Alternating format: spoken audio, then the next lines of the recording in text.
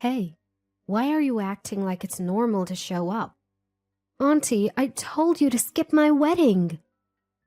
My niece sneered as she asked me not to attend her wedding. Ever since my brother passed away 11 years ago, I had raised her like she was my own daughter. But there was a reason she suddenly started hurting such harsh words at me. My name is Effie, and my brother, Jason, was 12 years older than me. Jason was a kind soul. When we were young, he'd hold my hand as we ran errands, help me practice riding my bicycle, and shower me with love. The year I entered middle school was also the year my beloved brother got married and moved out. I remember Jason and his wife's wedding being full of joy. I clapped so hard my palms ached. The following year, a baby girl was born to Jason and his wife, Mary. Being the youngest in the family, I was thrilled to have a little sister-like figure in my life. We named her Heidi, and I loved her as much as my brother had loved me. Even after Heidi was born, my brother and his wife continued to dote on me. And from middle school to high school, I frequently visited their home and spent time as a part of their family. While sitting at lunch one day, I thought to myself that I hadn't seen Heidi in a while.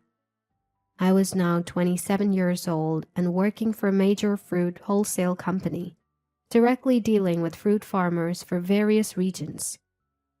I was not initially familiar with agriculture, but I learned a bit each day by listening to the voices of the producers, and I was now a leading staff among the employees, trusted with guiding my colleagues. One stormy day, I received sudden news that shocked me. That day, a typhoon was approaching, and we finished work a bit earlier than usual. Still, the weather outside was incredibly violent during my commute home, with gusts of wind so powerful they threatened to carry me away. It was on such a stormy day that my brother, under the orders of his boss, had been forced to go out on sales rounds. Jason was very earnest and hardworking. Even on that day, he was trying to make sales even in the adverse weather and didn't slack off. As he walked through the strong wind, a sign from a building fell and struck him directly. I heard about my brother's death, and I somehow managed to get my trembling legs to take me to the hospital. By the time I arrived, everyone was already there, and my parents were hunched over, crying silently. Seeing my parents crying and the painful sight of my brother, I couldn't help but shed tears, even though I still couldn't believe what had happened. Even though I understood the situation, the reality was too hard to accept. I sat next to my brother and cried. I noticed Mary and Heidi, Jason's wife and daughter, looking as if they were in a daze, not sobbing but simply staring blankly at the wall, thinking it best to leave them be. I felt so sorry for them. From then on, we supported each other as a family even more than before. Mary, who is currently on leave from work, was a part-time worker within the scope of dependent support, and she will need a job in the future to sustain her life. My parents and I decided to support Heidi and Mary's future, including her re-employment with all our might. About a year after the funeral, Mary, who had returned to part-time work, decided to move because the rent was becoming too much for her current income. She had received compensation and workers' compensation insurance from Jason's company due to the accident at work. And of course, we agreed with Mary's prudent decision. But on the day of the move, when we went to help, we found only Heidi crying in the somewhat tidied room. Heidi, holding a letter that said her mother couldn't raise her on her own, was only 16 years old. It seemed that Mary had called us to help with the move to ensure her daughter was taken care of after she left. Reading the letter, I felt a tightness in my chest, wondering if Mary had been so anxious that she wanted to run away after Jason's death.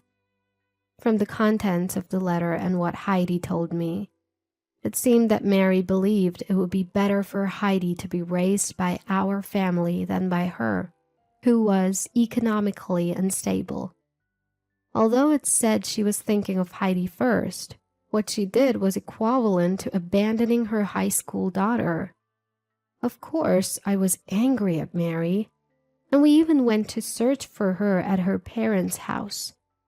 However, the people who came out of the house were a family we didn't know, and we learned that not only Mary but also her parents had moved. We contacted Mary's relatives, but there was no family willing to live with Heidi, who was a high school student and had the prospect of significant expenses for college. As a result of our discussions, we decided to take care of Heidi in my house with the support of my parents. Despite the difficult times, Heidi smiled and said, "Effie, please take good care of me." And I hugged her tightly. 11 years have passed since then, and Heidi graduated from college and found a job at a local company. When she brought up a serious conversation, I felt the passage of time and nodded. "You're 27 now, after all." Seeing that, Heidi blushed a little and said, "Effie, I'm getting married." She met her boyfriend through a friend, and he was 1 year older than Heidi, and he seemed like a gentle and fine young man from the pictures. According to Heidi, he really cares about her, and although he is usually reliable, he can be a bit off at times, and she likes that part of him too. I was really happy and repeated congratulations so many times that Heidi was amazed. The man seems to be quite busy, and I haven't met him face to face yet. Heidi would try to set up dates for me to see him, but it always falled on days that I was busy. But, in spite of her boyfriend's busy schedule, he actively participated in the wedding preparations, and Heidi seemed truly happy. When they shared with me that their ideal plan was beyond their budget, I remember my brother's wonderful wedding. I wanted Heidi to have the most memorable wedding, one that would make her happy for the rest of her life. I provided financial support as much as possible and looked forward to a ceremony filled with Heidi's dreams. On the long-awaited wedding day, as it was time to leave, I urged Heidi to prepare and made my final check on my belongings. I couldn't afford to make a mistake at my daughter's grand event, so I checked multiple times before finally setting off. As I followed Heidi down the hallway, I was already filled with so many emotions. Just the sight of her in her wedding dress was enough to make me tear up. I thought that both the groom and his parents, as well as my late brother in heaven, might laugh at me if they saw me crying so much.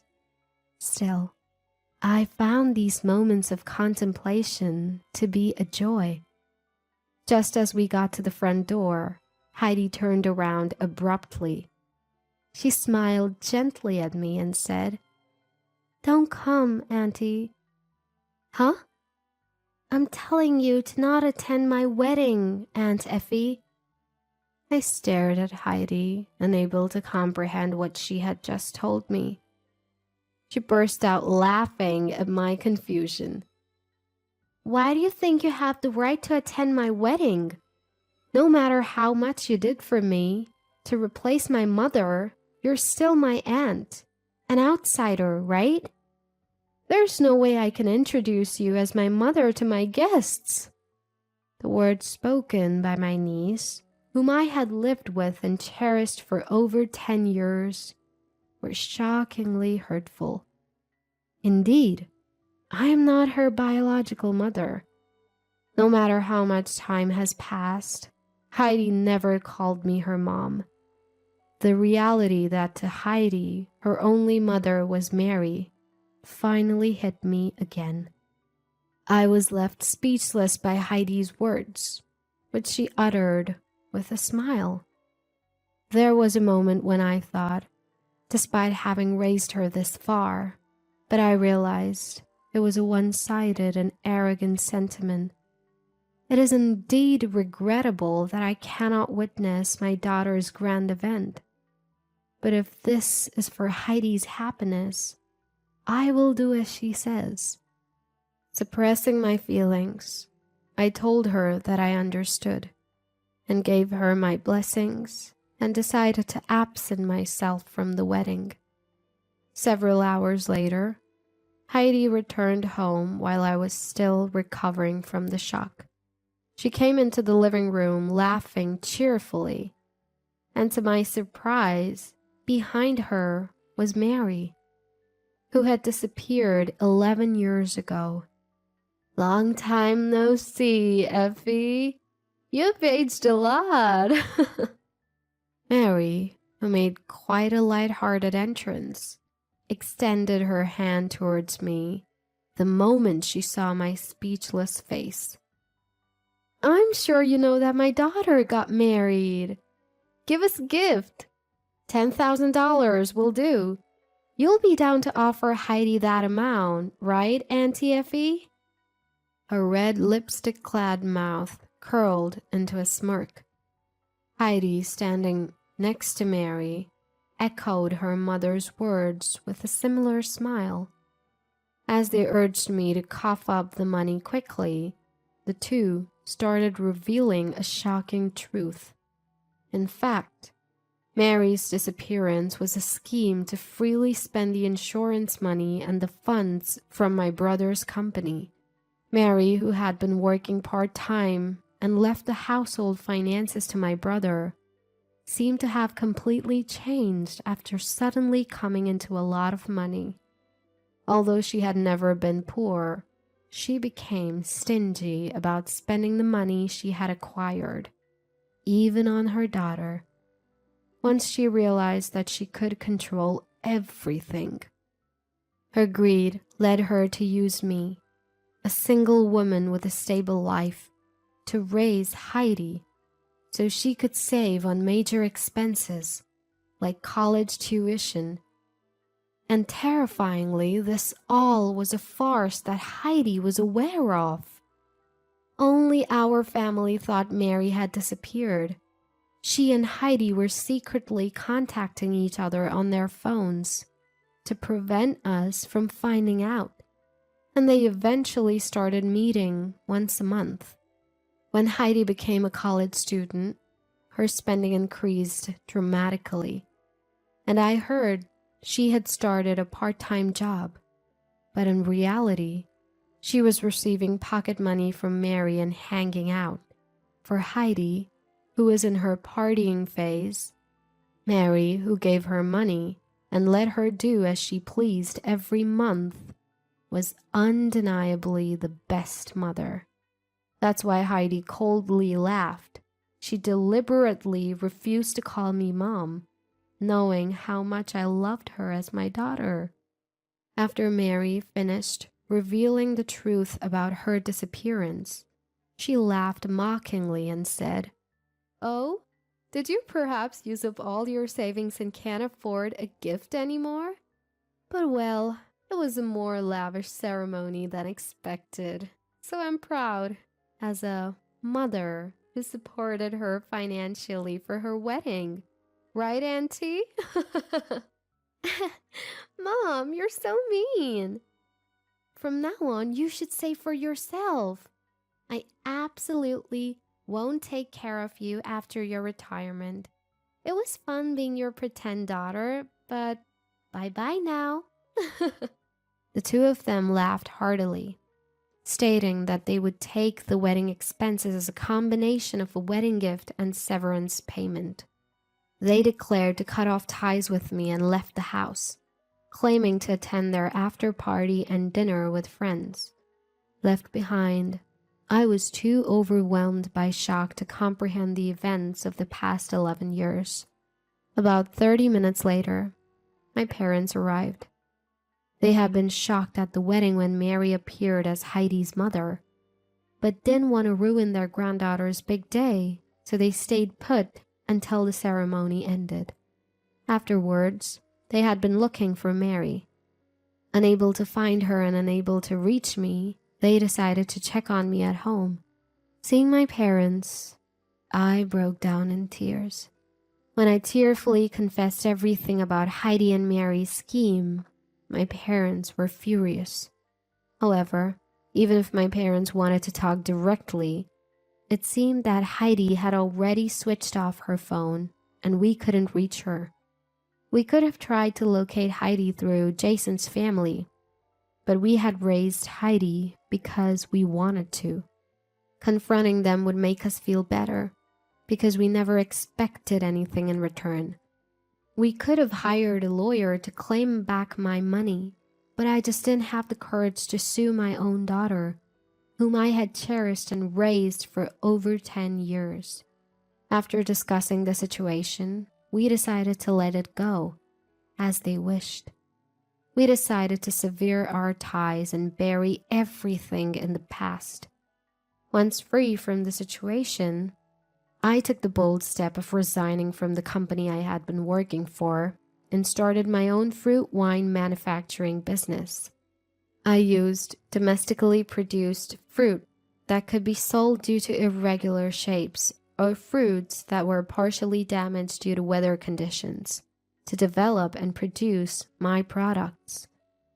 My new venture, which I started with the idea of reducing fruit waste while still working at my previous company, gradually gained support from not only farmers but also various supporters due to the growing concern about food waste. Though it was challenging as I embarked on this new journey, the connections I made during my corporate career helped me immensely, and I made steady progress. The business that initially ran at a loss slowly started to increase its sales over 3 to 5 years, and the consistent growth made it a company to watch in the industry. One day, Heidi suddenly visited my office. She was already crying when she arrived and ran towards me as soon as she spotted me. Surprised, but not wanting to cause a scene, I took her into the reception room. Effie, I'm really sorry for everything. I've reflected on my actions and I need your help. I'm still like a daughter to you, right? After all, we lived together for such a long time. I'm really in trouble, Effie. Please help me financially. A woman, now well over 30, sobbed like a toddler. A receptionist who Heidi seemed to have pushed past arrived, out of breath with several other staff members, all trying to drag Heidi out of the office. Watching this scene, I felt disheartened. She was, after all, after my money. According to Heidi, by the time Mary had appeared before me, she had almost exhausted all the money she had. Unaware of this, newlyweds Heidi and Jason expected support from Mary and willingly invited her to live with them. Initially, their life together seemed to go well, but everything changed when they built a new house. Heidi's husband took out a hefty loan to build a house with unique architectural features, expecting his mother-in-law to pay for it. Heidi wanted a kitchen with the latest equipment, and Mary, assuming her son-in-law was well off, chose the best from wallpapers to lighting for her room. Their loan turned out to be a heavy burden as everyone was relying on someone else's money. To make matters worse, their lifestyle was beyond their means, and Mary's money was already depleted. Even so, Mary, claiming to have given Heidi enough pocket money, started asking for money and never worked. This drove Jason to gambling out of stress from his mother-in-law's outrageous behavior.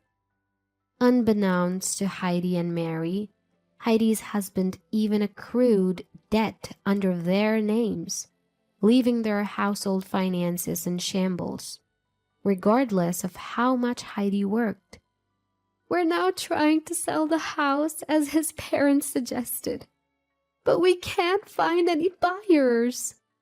Mom gets fired every time she tries to work, and both my husband and I are exhausted from working overtime every day. You're the only one I can rely on, Effie. If I'm not happy, Dad wouldn't be able to rest in peace either, right?" Heidi, desperately appealing to me, reached her hand out while being escorted by my staff, smearing her face with tears and snot as she asked for money. I was slightly relieved to find that my heart was unmoved by this spectacle. The matter of this mother and daughter had firmly become a thing of the past in my mind. Finally, I broke my silence. "Do you have an appointment, ma'am? Our company is not a financial institution, so we cannot lend money to strangers. If you're in trouble, please consult a bank or consumer finance company." Stunned, Heidi was lost for words when I turned back her own phrase. Stranger. That one had pushed me to the abyss of despair. Maybe she thought that if she cried and pleaded, she would get help. I followed my staff and led Heidi to the company's entrance. When she still wouldn't budge, I gently pushed her shoulder, guiding her a step outside the entrance. Realizing that I was never going to be her ally, for the first time, Heidi called me Mom. "I don't have a daughter," I said. My words must have struck her hard as she turned white and ran away. After that incident, I started receiving spam texts from Heidi and Mary, which all centered around the dire financial situation. I ignored them all, but they persistently requested money or a loan. Seeing this, it's clear that they are struggling under a crushing debt. It would be a nuisance if they call my company's front desk, even if I block their calls. So I'm receiving a bunch of texts, but I have no intention of ever replying. If they ever send something to my company, I might sue them for business obstruction. Finally recovering, I've decided to move abroad to expand my business and study to make better wines. It seems I won't have to face those two for a while, and with anticipation for my new environment, I'm dedicating myself to work every day.